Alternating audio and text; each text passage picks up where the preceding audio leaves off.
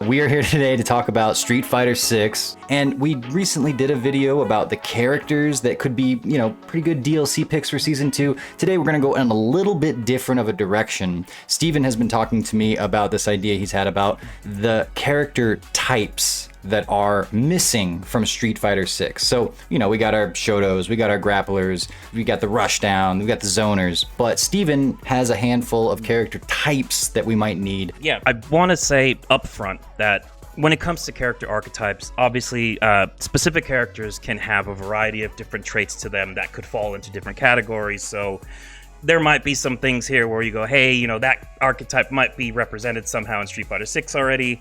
But for me, what I'm looking at here and what I was thinking originally is more like the extreme archetypes or the extreme versions of these types of characters. So again, bear with me on that one there, because obviously, the first archetype we're going to talk about is hardcore zoner, and anybody is going to immediately jump in and go, hey, JP's a hardcore zoner. But he also plays kind of all over the screen. He has corner control. He's got all these different things.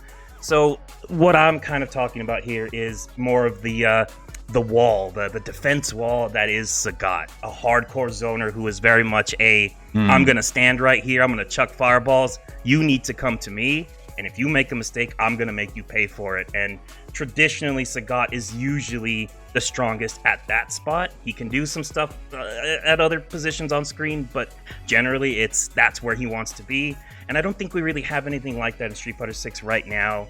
It's a little bit of an older type of style, so I mean, there's going to be more to that if they do add Sagat, right? They're going to give him new tools and stuff, but I feel like we don't have like a straight up traditional hardcore zoner in Street Fighter 6 right now. Everybody's yelling Guile at the screen right now, so what do you have to say to Guile, though? Guile, yes, but starting in Street Fighter 5, he had his dial switched a little bit towards the offensive side and the rushdown side. He's got the crazy, sonic boom loops. He's got fireball into drive rush and all that in Street Fighter 6. Dude, I think about Guile doing like perfectly spaced knees, which I think that's been a thing since SF2, right? But especially if that's after drive rush, and now he's got these like frame trap situations or pressure situations. And Guile, yeah, he's a zoner by nature, but I would agree that he's got such a mid and rush down aspect to him, especially now, and especially with some of those some of the supers that he's got, that you could discern that type of zoning character from one that is almost purely zoning. Like, he doesn't want to be in your face. And I assume this version of Sagat wouldn't want to be up close to you almost at all. It would be just kind of a game of him keeping away and either throwing fireballs and doing uppercuts or, forward roundhouse, maybe a far-reaching heavy punch at most. But he doesn't want you anywhere closer than like his far-reaching heavy punch. Yes. Yeah, and you want him with really strong normals that have a lot of reach, and you want him with really good fireballs and a really good uppercut.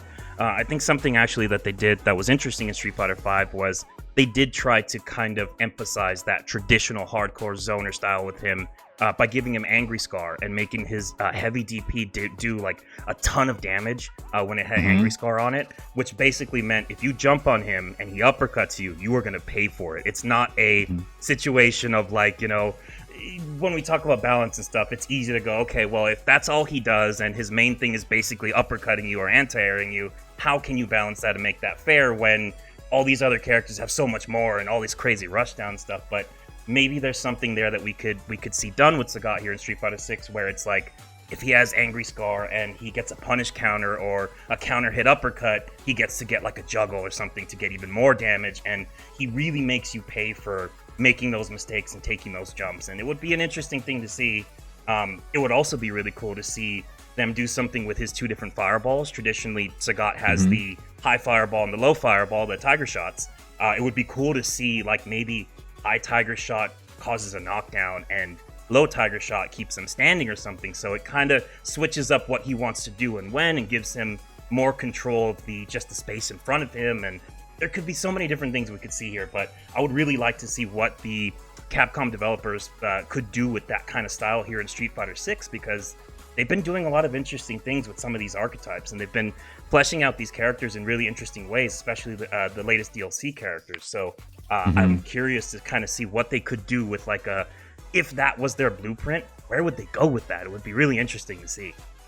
So I like it on the surface, but I'm going to try to pick it apart a little bit. Sure. And you tell me what you think of these things. So, especially, I think it was in Street Fighter 4 this started, but Sagat had the Kara DPs and the Kara cancels. In fact, it was Kara specials because he could go into DP or he could go into the Tiger Knee. And for those that don't know, this is when he would press a forward and light kick, and he would begin the animation of this kind of step forward light kick, but then he could cancel that animation into one of his, either his uppercut or into his Tiger Knee, and that would cause either move to move horizontally forward a lot farther than usual. In fact, in Street Fighter V, they brought that back as a necessary part of some of his combo routes, and it's a cool aspect of the character. So when I think about that, and I think about like Drive Rush and how that gives you an extra +4, suddenly I'm thinking of the Zoner character that's going to maybe have this huge propensity to jump across the screen horizontally with a Kara Tiger Knee, Drive Rush, and like some, I don't know, and be plus in your face. And now it's starting to feel just like, yeah, I can do everything Guile is doing, and I can do it quickly. So what would you say to that? How did you balance that? Yeah, the way that I kind of envision this working, again, is you go heavy on the hardcore zoner aspect, and then when it comes to the other maneuvers like Drive Rush and stuff like that, you would give Sagat like more of the grappler style Drive Rush, where they have it, it functions, it works for what they need to do, but it doesn't have a lot of range, it's not super fast, it's very much okay, this is very situational, like you can use it, but it doesn't work the way that other Drive Rushes work, in that, you know, it doesn't get you in immediately. It doesn't, like, you can do it. It's just the grapplers definitely have a step lower on the rung when it comes to the quality of their Lily, Drive Rush. Manom. Yes, perfect examples. And you go, okay, well, with Sagat, you do the same thing where you don't give him much of those options to get in really quickly. And then maybe even, okay, let's say he does have Kara Tiger Knee, and you do Drive Rush Kara Tiger Knee, and it looks like Blanca doing, you know, Drive Rush into the slide, you know, and he goes completely full screen, right? Maybe it ends up being like, I don't know, +5 or something on block, right? Which is maybe the cancel, like the Drive Rush enhances the light kick that you would be doing out of that, but then when you cancel that into the Tiger Knee does not have the benefit of the Drive Rush, bonus frames. That could work too. The other thing I was thinking was just, this is the other thing we were going to talk about, is his up close normals make the majority of them negative on block, so that even if he gets up close to you, it's that next button that's basically going to be the decider, and if you guess correctly, then you block, and then he's negative, and it's like, okay, now I can take my turn, or I can at least, you know, survive here. But then also, again, you go back and you go, okay, don't give him the craziest extended combos either, so that if he does get that opening, it's maybe a short and sweet heavy hitter, but it does some good damage kind of thing, and it's not ridiculous. Maybe the right? utility, it's that it puts him in that zoning position again, or gives him the option to return to that zoning position with ease, and he can go back to start chucking fireballs because, oh well, okay, so those of you that played Street Fighter 4 remember though the craziness that was vanilla Sagat. And as I think about this, you're trying to balance a character in Street Fighter 6 where Drive Rush is so important, and you want this character to not benefit so much off Drive Rush, but that means you're giving him strength in another arena, right? That's his full screen, more zoner arena. So maybe his Drive Rush isn't as useful as a lot of other characters, or not in the same kinds of ways outside of maybe combo continuations. But here's the thing.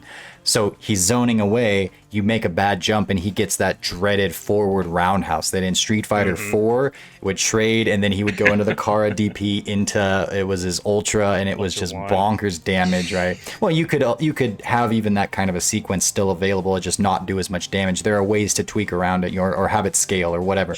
But I see that, and I go, maybe that's where he uses his Drive Rush, is to, once he scores an anti-air, he Drive Rushes forward, and it's just a combo that, and then even then, maybe not tons of damage, but sets you back once again. But I gotta say, I'm intrigued. I like Sagat. I was rooting for Sagat to join Street Fighter V for a long time, and I was very happy when he was there, even though he never really amounted to be too much in that game. And I worry that he's gonna be one of those sink to the bottom because he's just so bad, because his defense would be kind of terrible. So it's like once you got in, it was GG's.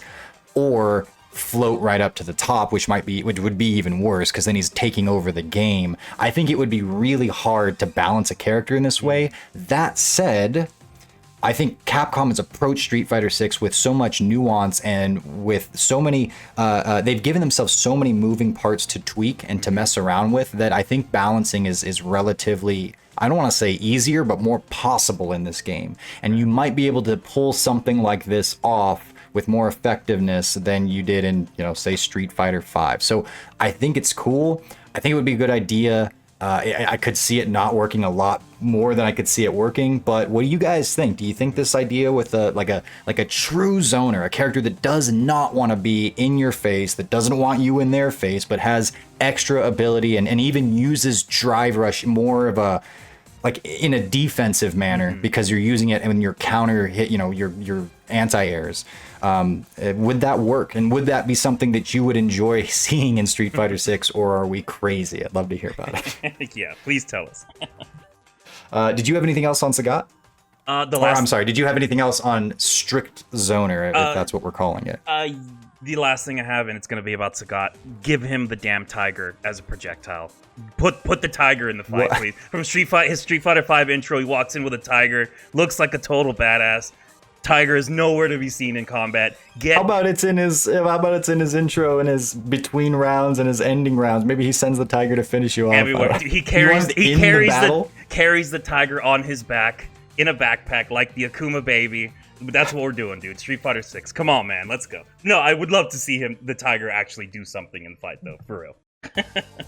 Maybe it's like the bull in whatever that mode is called that I've never actually played after the beta. The extra battle stuff. Well, Kazumi in Tekken throws tigers, doesn't she? I think she does it in like Tekken Tag 2 or something like that. So, hey. Well, if Kazumi did it, then Sagat should do it too. Yeah.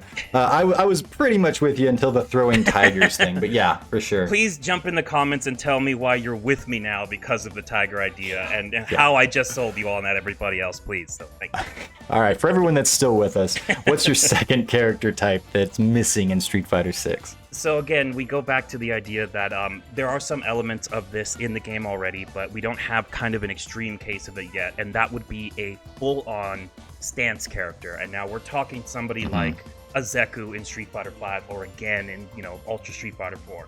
That kind basically of thing two characters in one. Exactly, yes, which would be really interesting in this game because there's so much going on at all times in this game and so many things to consider.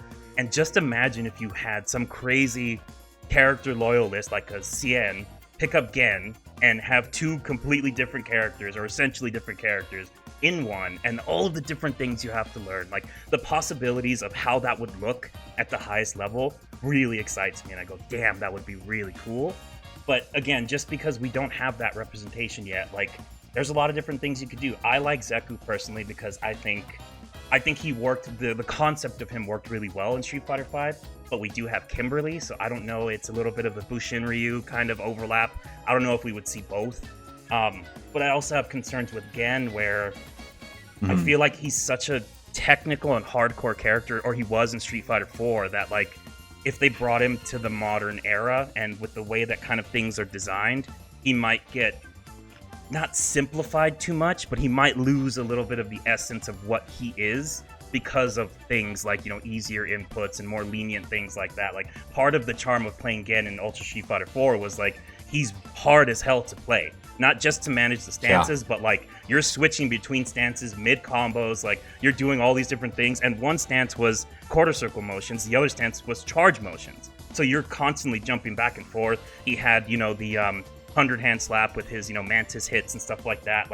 There was a lot going on with that character. So I do have concerns with him coming to Street Fighter 6. But again, the developers have done a great job so far with kind of paying attention to what these characters need and really kind of exploring what they've got. And so they could do it, but I would like to see a full-on stance character. I think that could be super interesting. Again, just because of the potential. Well, so first of all, of course, Chun-Li has something of a stance in this game, so that's there. But you're talking, I think it's pretty clear. I just wanted to bring that up, that you're talking about something else besides that. That's a little baby kind of stance character. And we're talking about full-on, basically two sets of moves in one character. And so I also brought up earlier, this would be for the different types of players that but I think, man, this is a niche type of player, because to me, like, I play JP and I am intimidated by all of the combo routes when you pepper in the differences in hits that come from, you know, drive rush versus not drive rush, if you're in the corner, if you're not, if it's counter hit, if it's punish counter. This game is already loaded with a lot of mental stack. Keep going, dude. I love everything you're saying. Keep going. I'm getting excited you're for part this of character. That niche crowd. Yep, I'm getting more and more excited for this, man. Keep going. I don't know, man, because like if there are others like you, for sure, but I don't think that, first, if you're Capcom and you're thinking about it at least this way, you're going, I don't know how many people are going to buy this character. Now, if it's Gen, if it has some legacy behind it, if he's one of those badass characters in the franchise, he's like got leukemia and he's like the greatest assassin, and he can deal with Akuma's raging demon, and I mean, he's awesome. He's awesome for sure. But I don't know if that's enough, especially because he's not been in. He was using alpha, and he was in four, right? But so he's not been that prominent. I feel like it's a hard sell for a DLC character for what that's worth. Let me interject there really quick. First of all, I can see what you're saying, and I agree to an extent. But I will say, the first year of DLC for Street Fighter 6, we got Aki, which is completely a niche character. We got Ed, and I go, okay. And again, also this whole idea like can also be injected into a brand new character. Bring a brand new stance character into the mix. Doesn't have to be again, doesn't have to be Zeku. Those are the two best examples I can think of when it comes to. Well, I think if you brought a legacy character people liked, it would help you out. You want to go from a fresh slate? I think that'd be even harder mode. Yeah, but again, we've got Aki, we've got Ed. I go, yeah, I think it had. All right, let me back up. When it comes to a full stance character, a legacy character is likely a much better choice because, like as you said, it could be a hard sell. However, with the DLC choices they've had already, anything's kind of possible here. Let's be real. You're absolutely right. Let's be real. So outside of whether or not this character might sell, so I go, okay, if I'm going to try to play this character, that's already a mountain to climb. Some people love that. Fair enough. This is for the mountain climber class of players.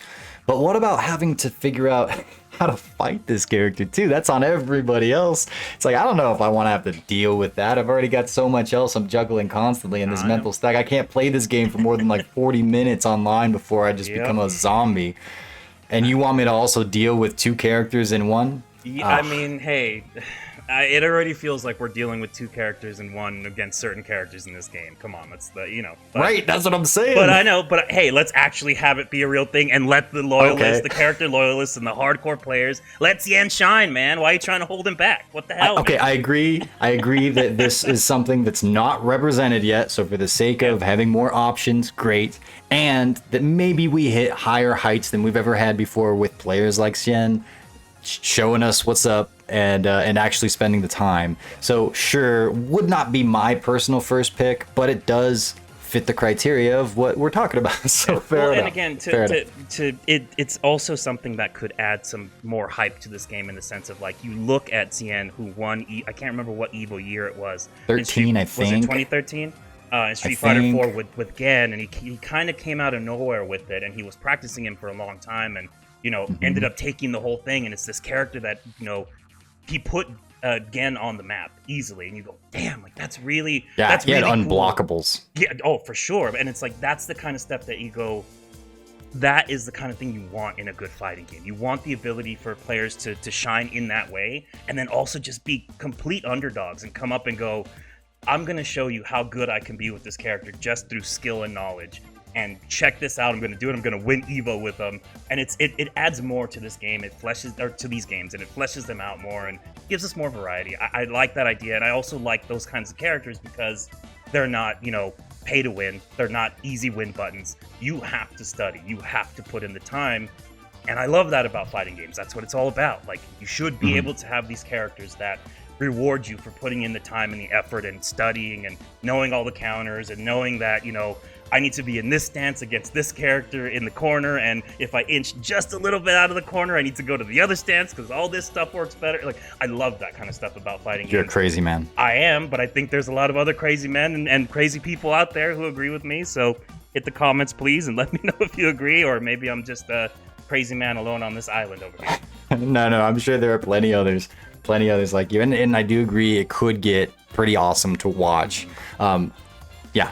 All right, third type of character that we don't currently have in Street Fighter 6. This one's a little bit dicier, but I'm gonna kind of give it a little bit of a hybrid here. So I'm talking with this archetype, I'm thinking more like full Footsies and Rekka characters. So like your full kind of neutral control characters, and the obvious picks for that would be Fei Long, Adon, and potentially Karen, who we saw back in Street Fighter 5. Obviously, there's a lot of Footsies going on in this game. I guess depending on who you ask, because maybe Drive Rush just eliminates all that. But at the highest levels, we're seeing a lot of Footsies and a lot of whiff punishing. You see the party starter in whiff punishing with crouching medium kick and going into Drive Rush for a combo. Like there's a lot of Footsie stuff going on in this game. So I think it would be really interesting to see a full-fledged Footsies character that has a lot of control in the neutral. That being said, that character is probably going to be top tier immediately. When I think about it, that character is probably going to be top tier right out of the gate, because imagine Karen in Street Fighter 6 is kind of what I'm thinking here. So how does that strike you when you hear that? When I say put Karen in Street Fighter 6, how does that grab you, John? So I feel like part of this is already represented. Of course, the first one that comes to mind is Jamie, very low tier character, but he's all about kind of being a little fleet-footed, scoring those low forwards, and he's got Rekkas. Now he doesn't have poke Rekkas like Fei Long had in SF4, and actually I don't know. Man, poke Rekkas are so powerful. It's like that's like having, it's not the same thing, but it's like having unrestricted dive kicks. It's in like that same kind of category of the benefits that you naturally get from this move that's probably without meter is really hard to balance. And that's why I think in the way they designed Jamie, it's like really meant to be after a cancel. His Rekkas don't usually work just by themselves. So and then it's like, well, you've got fleet-footed characters like Kimberly. Wouldn't she kind of fit the bill in terms of the way Karen would just sort of navigate the screen quickly, position herself, and get that low forward and then convert that? Wouldn't Kimberly kind of be in that same category, and also not a very high tier character as she exists right now? How would this character be different from what those guys are doing already? So those two characters in particular, they definitely have strong elements of this archetype, right? You have the Footsies ground control stuff. But I look at those two characters, and I think the overwhelming trait that they have specifically is, for Jamie, his whole game plan revolves around the drink system and managing that, which adds a whole different thing here. Footsie's characters, you think of a Fei Long, all he's worried about is that crouching medium punch in neutral, and then Rekkas, right? And the occasional, flaming kick as an anti-air, right?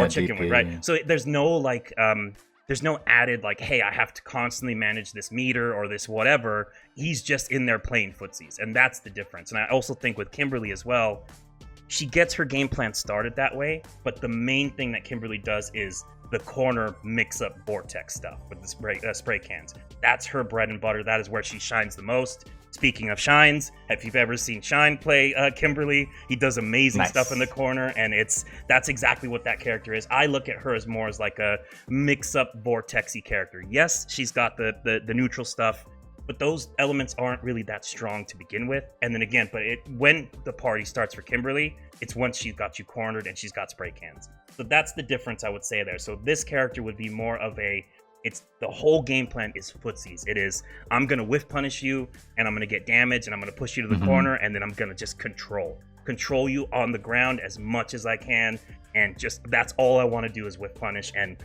tack on damage. And that's kind of more what I'm thinking. And drive rush into Rekka. And I would say with Rekkas, if say we got a Fei Long or whatever, maybe make it so Rekkas are negative on block or even on block if they're raw. So make it so that he actually has to whiff punish first and then cancel into Rekkas kind of thing, just so we don't have. It would be -3, and then they could be +1. Yeah, exactly. Like so that way we don't have too much, ungo with that, and he's just in neutral throwing out OD Rekkas and getting the 2 hits and tacking on the chip damage and all that stuff like we saw in Street Fighter 4. But that's how I would differentiate these characters. So yes, we've got strong elements of hardcore Footsies in Street Fighter 6 already, but I don't think we have a character that is really hyper focused on that, and that's all they really do.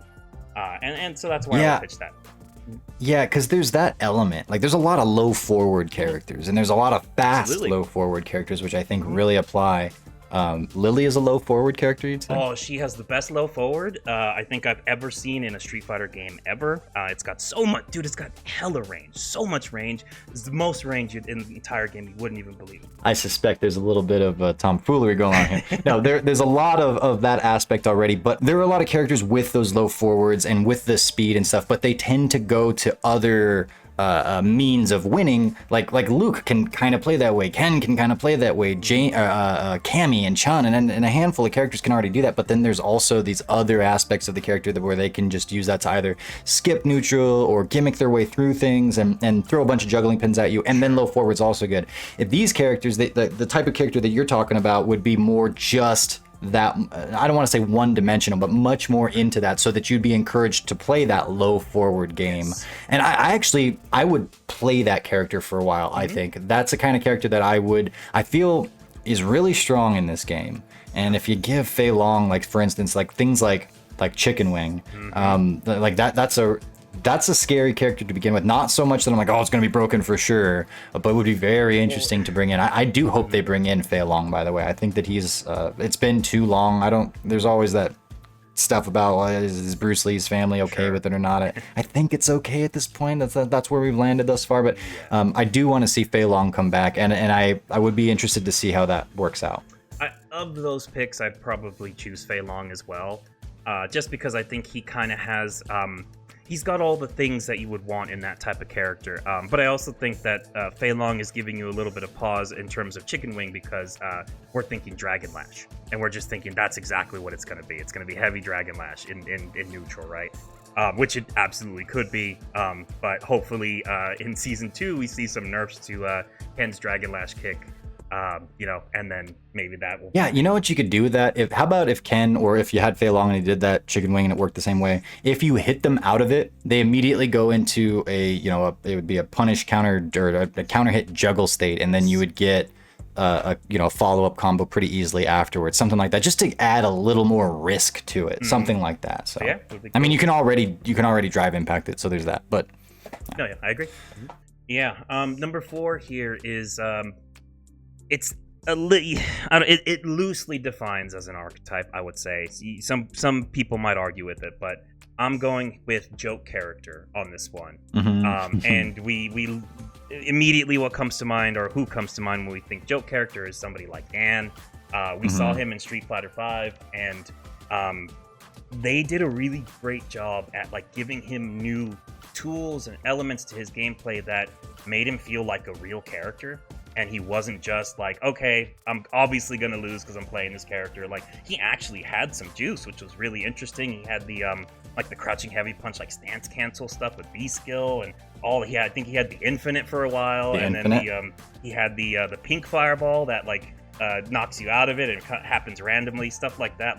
Capcom has already showed that they've got an interesting way of doing this stuff with the joke characters, and they've added some really cool things to that archetype that I'd like to see that come back and done up even better and even more. Give them more things. Another joke character could be somebody like Street Fighter 3's Sean, which I believe Nakayama-san recently tweeted some stuff about where Sean is at right now in the world of Street Fighter 6, and confirmed that he still exists and stuff. He hasn't been written out, so could be a possibility. Maybe you do something cool with his basketballs and stuff. I don't know, but joke character would be a very, very cool thing to see kind of re-explored here with the new way that the devs are balancing stuff and designing stuff. Yeah, and I immediately start thinking about, well, Dan, Sean, sure. And you see a lot of love for Sean in a lot of comments and articles and videos. Yes. And Dan's a pretty household name at this point.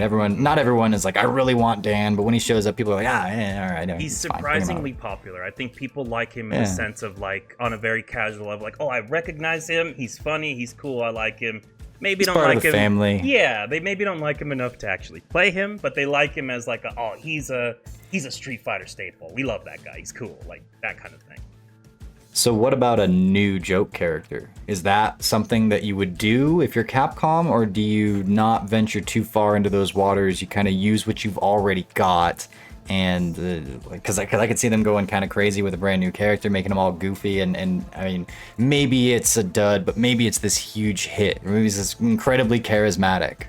I think if you're gonna do a brand new joke character, they need to have at least a couple things that are like blatantly strong, so that people will actually entertain the idea of playing them. Like, give them like a strong dive kick or something. Give them something that you go, okay, I can work with that, and that looks interesting. Or give them something that's like crazy flashy. Like maybe they're like, you know, they're mostly a joke character, but then they have like a ridiculous level 2 super or something, and you have to play that character and try them out, right?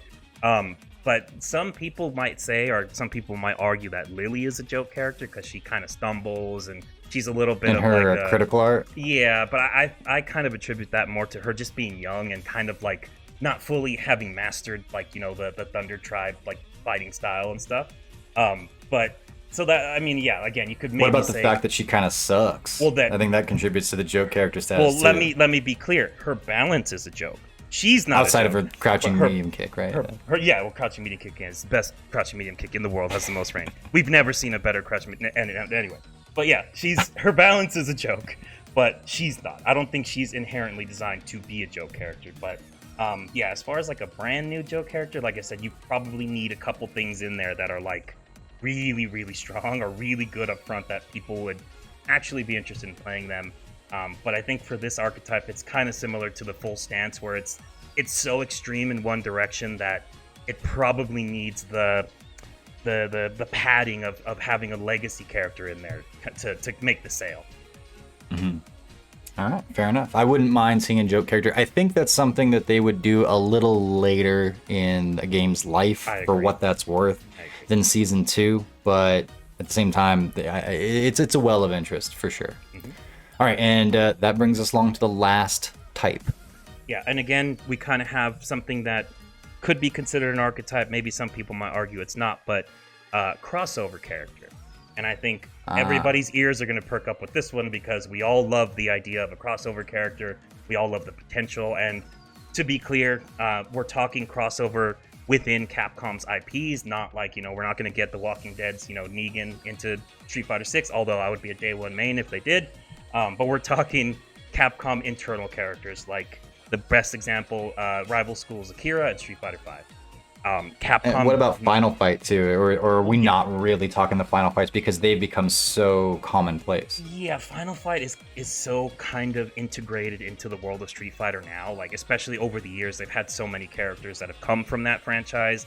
You've got them referenced constantly, even in World Tour mode, right? Yeah, it's Mike Haggard statue, and Cody's the mayor, and all that. Yeah, parts of Street Fighter 5 and Street Fighter 6. I think Street Fighter 6 also take place in Metro City, and it's like, it's all kind of... Damned / Thrashers, like a prominent part of the very first trailer for it, yeah. Yeah, and so I think it's really cool that Capcom went to Rival Schools in Street Fighter 5 because it's like a cult classic series, and it's like, it's not, as far as I understand, it's not super like publicly popular, but it's popular with like hardcore FGC heads, and it's really cool that they went to that because there's other things that, you know, they could go Resident Evil, they could go Monster Hunter, they could go all of these big franchises, and they went with Rival Schools, and like that's a super interesting thing there. But for me personally, if I had that choice of a crossover character and it was just strictly my choice, easy, we're getting a Darkstalkers character.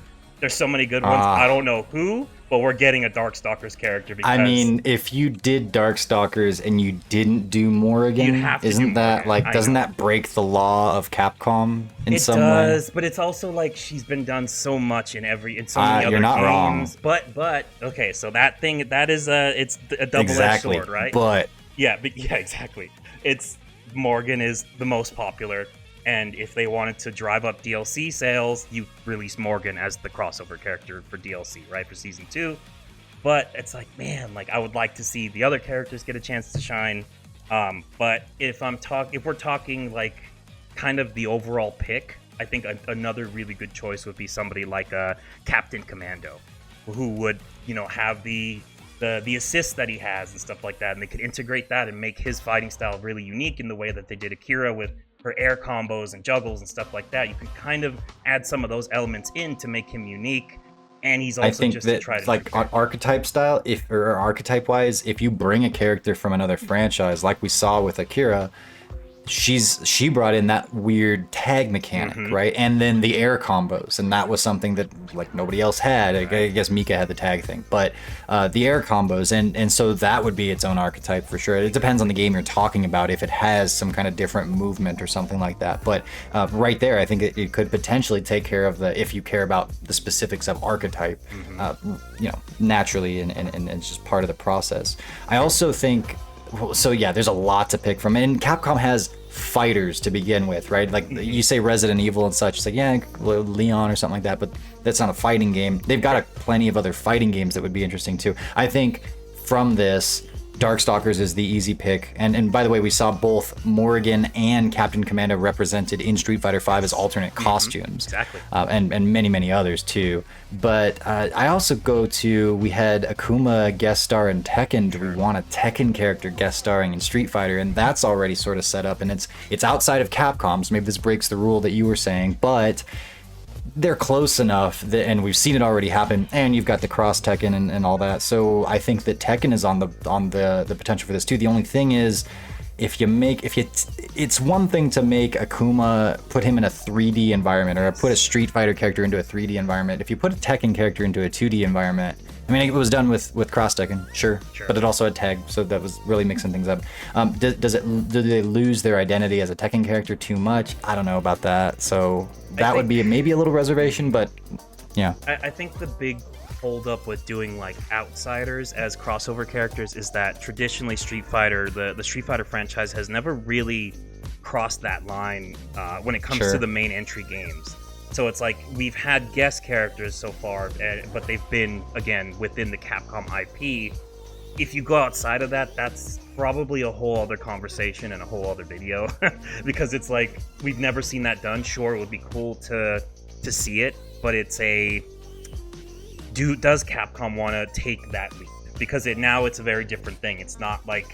Something changes when you do that, because it's not just full-fledged Street Fighter anymore, right? Because it's like you've got it's the water's been tainted a little bit, and that I don't mean that in a negative way. It's just it's a different thing now. But if you keep it internal with Capcom characters for the crossover character, that's something that we've already seen before. And again, we just, as you mentioned earlier, like we've been seeing that with Final Fight for many years now. So it's not it's kind of they all exist in the same world in some way. So it doesn't feel like you're kind of polluting the Street Fighter bloodline, I guess is the way to say it. But, you know what I mean? Right. But it's Tiger genocide. No, but I don't mean that in a negative way though, because I would love to see other guests. But I feel like fans of the Street Fighter franchise might be a little bit more guarded with having like an outside guest character come in versus having a character that's already from the Capcom IP library kind of thing. But I will ask you though, John, if you got your dream choice of a guest Capcom IP character in Street Fighter 6, who would you choose? Oh man, off the top of my head, when you brought up Darkstalkers, I like Morgan as a character. I wouldn't probably play her, and she's had so much representation across the Marvel vs. Capcom franchise. Actually, and it's not just because of the name, but I would be interested to see someone like Lord Raptor. I think Lord Raptor from Darkstalkers would be an interesting really cool pick, right? Yeah. With his guitar and his, what is he, a zombie, like a zombie demon rock star? Yeah, I think he's got like electricity power as well, and he's got some weird janky like normals and things. He could be a very interesting choice, and he would definitely be a unique playstyle that would, we have not seen represented. Yeah, what would he be? How does he fight? Do you know off the top of your head in Darkstalkers? I haven't really played him. I think a lot of Darkstalkers is very much offense oriented and short hops and going in and dashing and air dashes and stuff. So I don't know. I think he's got like some multi-hitting stuff. I think he's more rushdown, but I haven't explored Lord Raptor's playstyle too much. I usually played a little bit of Dimitri. I did some Morgan. I played Sasquatch when I would play. I could see that. So, yeah. I could see you playing some Sasquatch. Yeah, and Dimitri. Dimitri was also one that popped up in my head. Sure. But Midnight Bliss in 2024, that'd be interesting too. Yeah, probably as bad as polluting the bloodline, man. I mean, damn. All right. Well, before we get demonetized, we should wrap this up. Do you have anything else you wanted to say? I'm just again. I think I guess I will add that all of these picks here aren't necessarily like my personal what I would want to see from season 2. Obviously, I want characters like Dudley back, so he would be on my list. But this is more just kind of talking about, again, like if we're gonna go in there and make some picks for Street Fighter 6 Season 2 DLC, what could we kind of do to get to some new or some archetypes that aren't really fully represented yet into the game to get a little bit of more variety for the cast and stuff like that. So that's basically the inspiration for this whole list here. But obviously, again, like I said, personal picks, I want Dudley back. They gotta bring him back, and I know they're probably never gonna bring Oni back, but hopefully Kuma's got some elements of him in his playstyle, because gotta bring my boy Oni back as well. Let me cook, Capcom, please. But yeah, I think that's probably the main stuff I got on the subject for now. For sure. Well, there's a lot of different ways to slice this pie. You could say that there are like types of characters, but then subtypes of characters, like we kind of did with the zoners and whatnot. So I, by no means, don't corral yourself into this, but do you guys think that there's a kind of type of character that isn't represented that would make for a good addition to Street Fighter 6 as early as Season 2 coming up? So let us know in the comments, and I think that's all I had to say. Yeah, I'm good too. All right, well then we'll see you guys in the next video. Thanks so much.